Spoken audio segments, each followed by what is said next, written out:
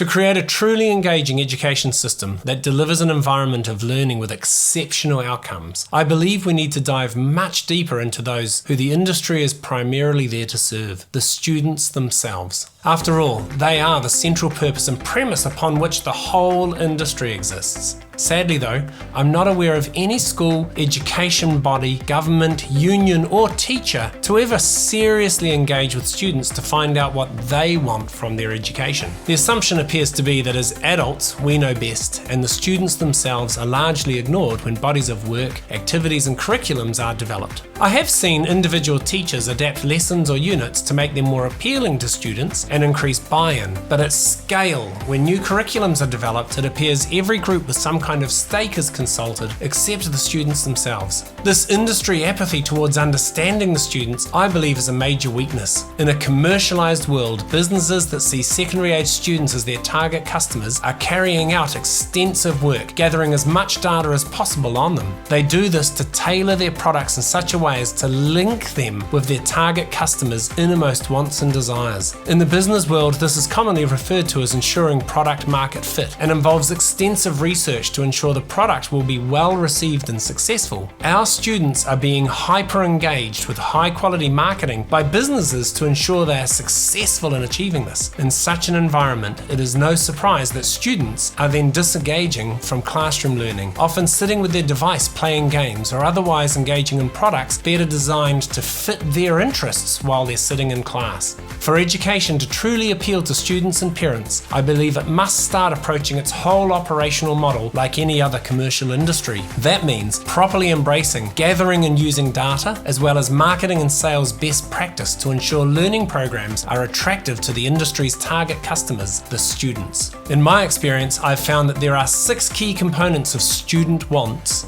These are, number 1, to have fun. Most teachers that I've worked with recognise that students will generally engage better if there is an element of fun in their lessons. There is a need here for balance though. Some teachers create an environment that appears to be positive, fun and engaging, but when you investigate further, the fun has overridden the learning goals and the teacher has compromised learning for the sake of their own relationship with the students and their desire to be seen as a fun teacher. Lessons without any element of fun, however, result in bored and disengaged students. In many of my roles, I've had to enter a lot of other teachers' classrooms to speak with students, and in all of the schools I've worked in, both within state and independent schools, there have been certain teachers who have always have a few students tuned out of their lessons playing video games on their devices. To find the right balance, I've found the 80-20 rule to be highly successful. 80% of the time dedicated to learning and 20% dedicated to fun. This rule that so often is a recipe for success provides a great balance of engagement and purpose with fun.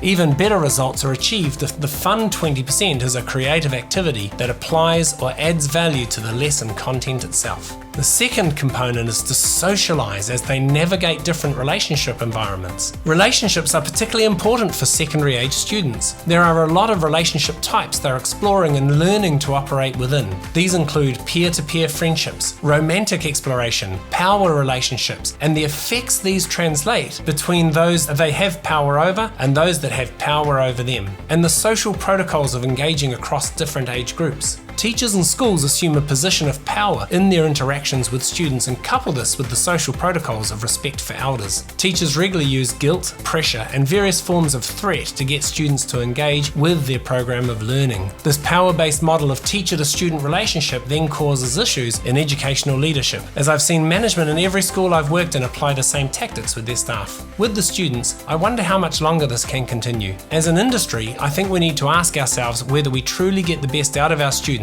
or act in the best interest of the students if we have to, in effect, weaponize the system to keep the students engaged. The assumption of automatic authority, to me, is unviable moving forward. This is because students are engaging with content that encourages and reinforces their behavioral biases through digital content designed to capture their attention and reward them for their engagement. The reality is, if education utilized the data-driven, relational approach modern businesses use, we could get the students themselves to buy in of their own desire desire, which is a much more powerful and positive mechanism to ensure engagement in the application of a power play. The third component is to be highly regarded by their peers. Peer-to-peer relationships are particularly valued by students. In the hierarchy of success, the perceptions of their peers are generally regarded as more valuable than academic success, for fear of being seen as a nerd or not wanting to stand out from the crowd. Students do love competition, however, and in the digital world crave reinforcement of their successes by their peers. For this reason, many digital products utilize social media as both a marketing mechanism and a means to reward this desire for success. This can be as simple as offering to share the result of a game, activity, quiz, or in fact any online result from any engagement. We often see companies asking their customers to share their experience, like a page, share a product they enjoyed with easy to access links for all the major social media apps. Imagine if that was also employed by schools with assessment results, or better yet, progress results. A high assessment result could have an automatic prompt to share their result on Facebook, Twitter, or any other social media common among a school's student population, reinforcing a student's sense of value through their achievement.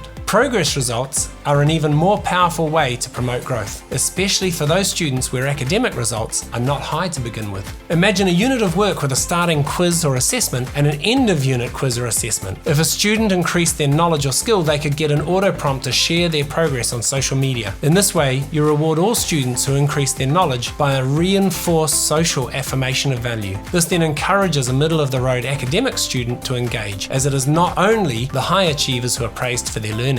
To institute such actions requires assessments to be digitally delivered, and the auto prompt to share results and progress would ideally be integrated into this process. This leads into our fourth component, to see value and purpose for any investment of time and energy. Currently at the secondary school level, many schools encourage their students to explore a range of activities, coupled with the requirements of schools to try and cover every socially driven learning expectation, from sex education, financial skills, academic results, relationship development, physical activity, artistic exploration, philosophical, moral and religious learning, and more. It is no surprise many students come to the end of their schooling with no idea about what they want to do with their lives, or any notable strengths or areas they excel in. The American schooling system has recently taken strides to address this through a partnership with Gallup to encourage students to learn about their character strengths and how to use these to their advantage in their schooling life. At the personal level, however, character strengths are only one piece of the puzzle. Depth of learning is achieved primarily by the regular investment of time. You never stop learning, so what you spend your time on is what you will excel in. Businesses know this, which is why when secondary age students are the target market, they spend so much energy trying to get to know the students so intimately they can create an environment where they desire to engage with their products over a long period of time.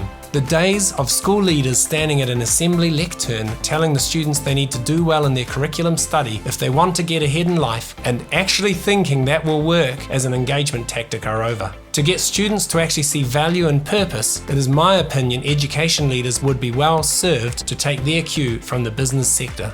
And the fifth is to succeed. But this comes with a social hierarchy caveat where most students will put social success ahead of academic success. Success reinforces students' perceptions of their social standing. If they are enjoying success with a business product, then that is what they will keep spending their time with. Schools must provide superior success reinforcement if they are to keep the attention of their students in any meaningful way. The earlier a student specializes, the greater depth they can achieve. Success breeds confidence, and when reinforced correctly, creates an environment where a student is celebrated for their skills. For me, this came through taking up a musical instrument at a young age. By the time I entered high school, I was at a performance and knowledge level that far surpassed most of my peers, giving me not just a competitive advantage, I had an unfair advantage where success was guaranteed. I became known as the guy who was really good at music, and that success, coupled with some fantastic school musical experiences, drove me further into a desire to excel in this area. Because of that desire to excel, I was given opportunities that were denied other students. Academic success is only able to achieve this type of reinforcement if the student is among the top performers, because they look to peer comparison to determine the extent and value of this success.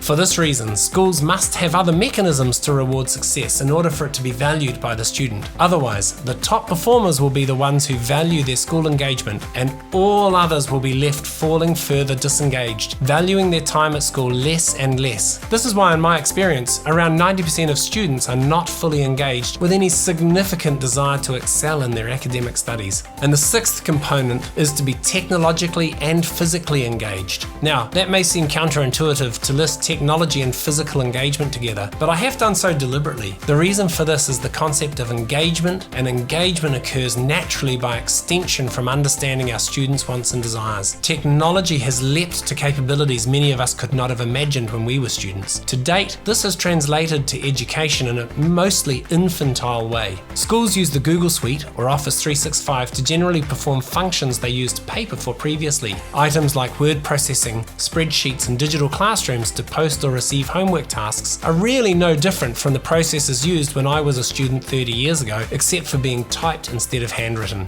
The biggest change with these interfaces is the students can actually get away with being less skilled, as the technology will correct mistakes for them, such as spelling and grammar corrections and word processes. Due to the lack of industry-based technology in schools, many students are taking it upon themselves to learn in this space. Students are experimenting with coding, website building, videography, managing subscriber bases in social media, and otherwise exploring the technological landscape before them as their whim dictates. I have seen many students who excelled in an area of technology that excited their personal interest go on to use those skills to start businesses and far exceed my teaching income with no tertiary qualifications. Many students, especially boys, don't like to sit for long periods in a classroom setting. However, they will sit for long periods when they engage in technologies such as gaming or social media. In my time as a teacher, there's been a lot of energy spent on trying to get boys and otherwise educationally disadvantaged groups to engage. The inference has been that these groups find it harder to focus on learning and sitting still for long periods. I've actually found this is not the case, but rather it's the ability of the content to appeal that is really the issue. What is very much the case though is that teachers overwhelmingly prefer visual learning tasks such as reading articles, instructions, and writing responses over kinesthetic and oral tasks. The problem with this is, for the most part, work and earning is predominantly a balance of kinesthetic actions and verbal and oral communications. Therefore, we have a misalignment again between education's processes and the skills needed for work and earning. That wraps up the 6 components of student wants and desires from my experience of 20 years as a teacher, as we seek to understand the students as key stakeholders in education. My name is Stephen Morton-Jones, and it is my hope that by sharing these insights and discussing their implications, this contributes to developing a more meaningful secondary education system, and ultimately, because it is our purpose, better student outcomes. Thanks for watching, and remember to teach with passion, learn with hunger, and together, let's advance education.